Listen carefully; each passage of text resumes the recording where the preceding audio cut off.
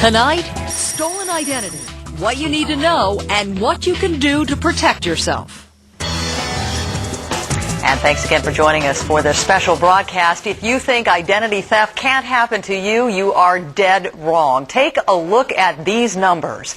According to the Federal Trade Commission, 10 million people a year, about 27,000 people a day, that adds up to 19 people every minute, are the victims of identity theft. And it's happening all the time. Just today, we heard that nearly 10,000 Social Security numbers were stolen from Stanford University computers 2 weeks ago.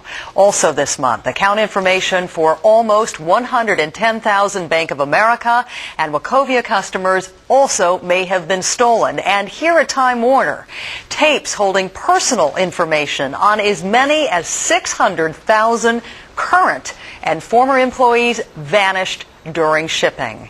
When crooks start using your name, your Social Security number, your credit card numbers, your life becomes a nightmare.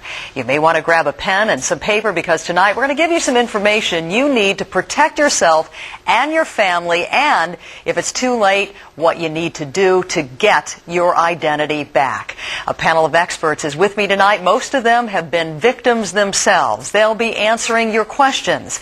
You can call us at 1-800-304-3638. That number once again, 1-800-304-3638. Or you can send us an email at idtheft@cnn.com. Once again, idtheft@cnn.com. First, though, a dramatic demonstration of just how easy it is to steal and sell personal information from technology correspondent Daniel Seberg.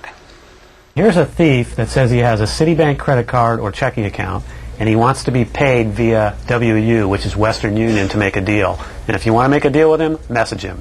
Dan Clements of Card Cops doesn't carry a badge or a gun, but he's on patrol in cyberspace, in virtual black markets, where thieves buy, sell, and barter personal information in underground chat rooms.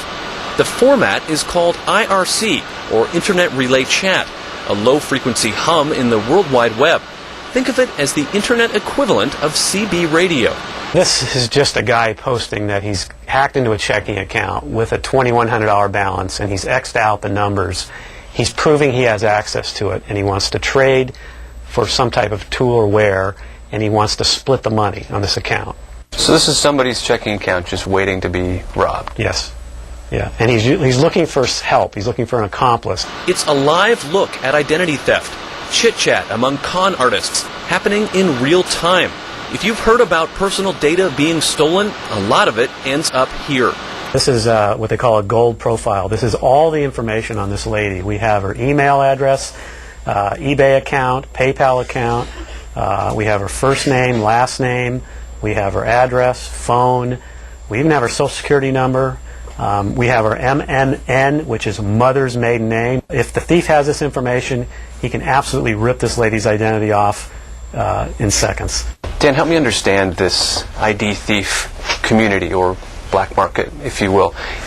Each of those names down the right-hand side there, they're actual people in this sort of virtual world trading all of this very real data in real time. That is correct. And these people in the chat room, they're usually in Europe, and they're trading credit cards and identities. They're swapping out different types of wares and tools so they can commit crimes. But they're real. They're doing this right now. Clements doesn't have the means to track down the criminals, but he earns his living by spreading the word. His team alerts law enforcement, credit card associations, and merchants, many of whom pay for his information. And he even notifies consumers whenever they spot a crime in the making. Hello, Nestor. My name is Dan Clements with Card Cops, and I'm investigating some fraud on your MasterCard ending in 1992. A man named Nestor's entire personal profile is posted. We have no trouble calling him since, well, we have his home number. How do you feel knowing that all of this personal information of yours is in this chat room where anybody could come across it and buy and sell it? How does that make you feel? Oh my God, so it's in a chat room? Yeah. Well, no wonder, because at this moment I'm still getting charges even from Spain, Italy. Does it scare you that this is happening? Well, it does, yeah. Is it too late for Nestor now that this information is out there, Dan? Well, it's too late in one regard, but Nestor, you can put a fraud alert on your credit file. Well, I did that. Oh, you did that. That's good. A little later, Clements gets a private communication. So, Danny, somebody's messaging you right now Right. on here? Yeah, they're sending me an instant message, and let's see what they have to say. What do they often want? This particular gentleman is offering credit cards with CVV2, full info, and PayPal. So he has those available, and he wants to either sell them to me or trade them to me. A whole new meaning to the phrase online shopping. Price tags on your priceless information. Bought and sold in a marketplace right under our noses. CNN's Daniel Seberg and cybersecurity expert Dan Clements join us now from Los Angeles. Welcome. Daniel, how easy is it for these guys to get their hands on this information? We just got a sense of it in the chat room. And who are these guys who are stealing our identities?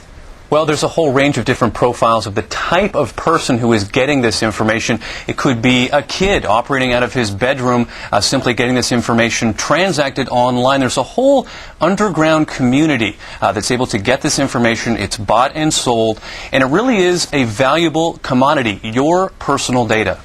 Dan, you made it look so easy to go into one of those chat rooms. For those of us that aren't as facile as you are, how easy is it to crack it? Well, it takes a few years to season what they call a nickname or an alias. So we have these names, and nobody really knows who we are. But we've been watching these rooms for about 4 years now. So it's not easy to get in, but once you're in, like in the room we're in right this very minute, there's 300 people in there trading credit cards and full information. And you're going to be monitoring that tonight during the show, right, Dan? Yeah, we can't overstate, Paula, how often this is happening. This is happening all day and all night, and we are in here right now with about 600 or so just in this one room where all of this is happening, and we're going to be monitoring it throughout the hour. Mind-boggling. Daniel Seberg, Dan Clements, I want you to hang with us all night because we want to check to see what you are hearing as you monitor that.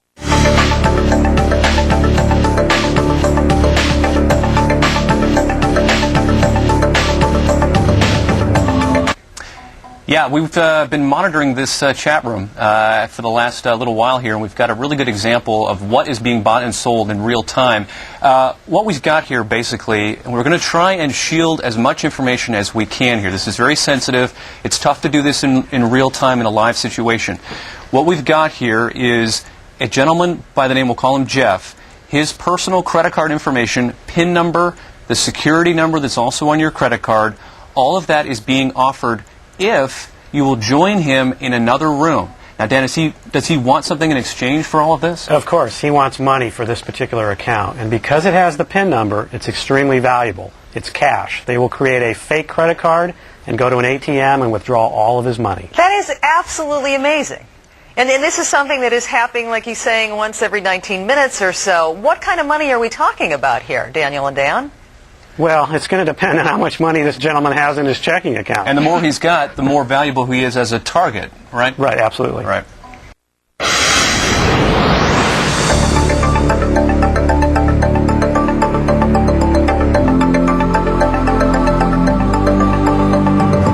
Those numbers add up. As we mentioned throughout the evening, there are 10 million victims of identity theft each year. We quickly go back to Los Angeles right now, where Daniel Seberg is standing by, along with Dan Clements. They have access to a chat room where they know that the bad guys have stolen information that's being traded even as this program has been on the air. What have you found out? Paula, this is very scary. We have found really the gold mine for any ID thief out there. Just to bring this home for people, we've been monitoring this chat room where only certain people can get in, basically, and Dan Clements is one of them, where these thieves are buying and selling this information in real time. What we've come across here is a gentleman we'll call Ron, and basically we have all of his personal information. Everything from his phone number, his address, his social security number, his mother's maiden name, driver's license. It popped up in here in seconds. And basically, his identity could already be compromised. And Dan, I mean, how significant is this, really? Well, 600 people have access to this in the last 5 minutes. So this gentleman is in big-time trouble. And part of the issue here, Paula, is that a lot of these types of chat rooms, the participants in them are offshore. They're in Europe. It's basically prime time for them right now. They're up in sort of the wee hours of the morning. They're in there trading this information. It's happening very quickly all the time. I mean, just in the last 45 minutes or so that we've been live during the show, we've seen countless examples of people's information being basically bought and sold without them ever knowing. And once you begin to focus in on how much of that has happened during an hour, you can begin to understand the enormity of this problem. Billions of dollars of fraud conducted this way.